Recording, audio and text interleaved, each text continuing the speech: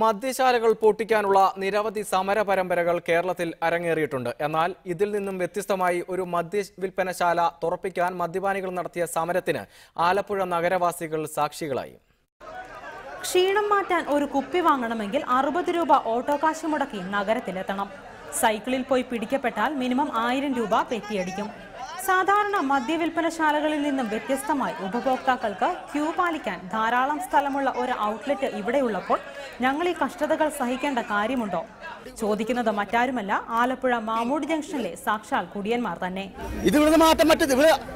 സർക്കാർ അംഗീകരിച്ച സാറാണ്. സർക്കാർ അളന്നു കൊടുത്ത് മീറ്റർ കണക്കിന് അളന്നു കൊടുത്ത് ബിവറേജ് മാറി കൊടുക്കുന്നത്. അത് അളന്നു സാധനമാണ്.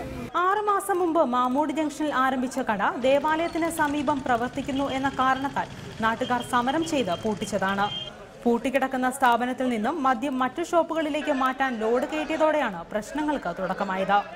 തങ്ങളുടെ ജീവൻ പോയാലും ലോഡ് കൊണ്ടുപോകാൻ അനുവദിക്കില്ലെന്നും പറഞ്ഞ് ചില വിദ്വാൻമാർ വാഹനത്തിന് മുന്നിൽ തടസ്സം കിടന്ന് മുദ്രാവാക്യം വിളി ആരംഭിച്ചു. ഈ കയറ്റിയ സാധനം ഇറക്കി വെക്കുക, ഈ കയറ്റിയ സാധനം ഇറക്കി വെക്കുക, ഈ കയറ്റിയ സാധനം ഇറക്കി വെക്കുക, ഈ കയറ്റിയ സാധനം ഇറക്കി വെക്കുക, ഇവിടെ സെയിൽ നടത്തുക, ഈ സെയിൽ നടത്തുക, ഇതിവിടെ സെയിൽ നടത്തുക.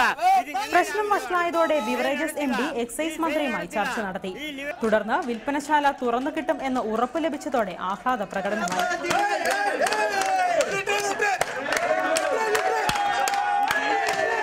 കഴിഞ്ഞ 6 മാസത്തിനിടയ്ക്ക് ഒരു ദിവസം മാത്രമാണ് ഈ ഷോപ്പ് പ്രവർത്തിച്ചിട്ടുള്ളത്.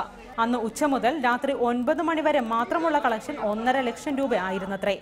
അങ്ങനെയെങ്കിൽ വരും ദിവസങ്ങളിൽ ഈ മദ്യവിൽപ്പനശാല സർക്കാരിനൊരു മുതൽക്കൂട്ടായേക്കും.